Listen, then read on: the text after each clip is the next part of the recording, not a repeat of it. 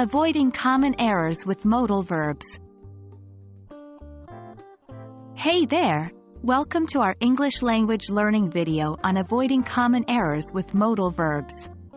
Modal verbs are an essential part of English grammar, but they can be tricky to use correctly. In this video, we will explore some of the common mistakes and confusing aspects of modal verbs, and I'll provide you with tips on how to avoid them. So, let's dive in. Before we delve into the common errors, let's have a quick overview of modal verbs.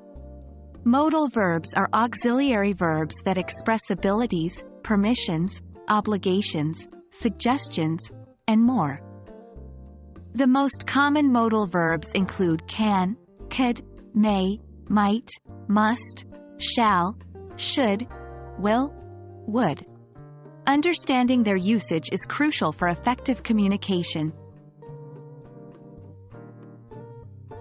One common mistake learners make is confusing can and could. Both words express ability, but they have different nuances. Can is used to talk about general abilities or possibilities in the present, while could is used to discuss past abilities or make polite requests. For example, I can swim well, present ability. When I was younger, I could climb trees. Past ability. Could you please pass me the salt? Polite request. Understanding the appropriate usage of can and could will help you convey your ideas accurately and politely.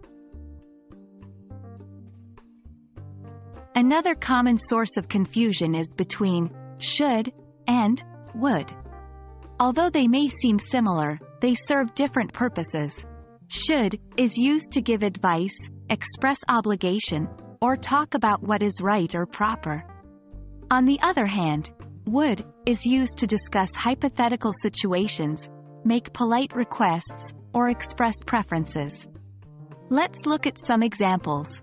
You should study for the test. Giving advice. If I had more time, I would travel the world.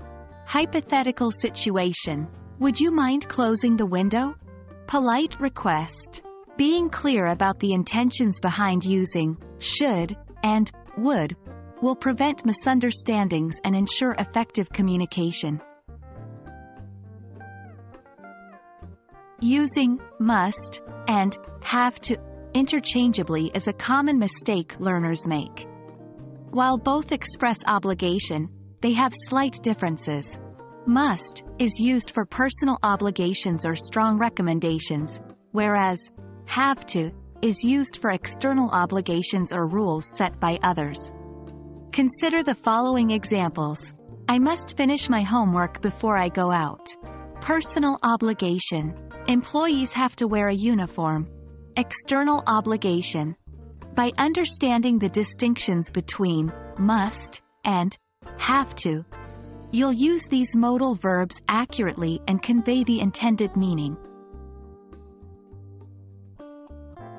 Sometimes learners inadvertently use two modal verbs together, creating incorrect sentences. It's important to note that in English, only one modal verb should be used in a sentence. For instance, I can might help you is incorrect. Instead, you should say, I can help you, or I might help you, depending on the intended meaning. Keep this in mind to avoid common errors and maintain clarity in your English sentences. Congratulations on completing our video on avoiding common errors with modal verbs. By understanding the distinctions between modal verbs and avoiding the pitfalls we discussed, you'll be able to express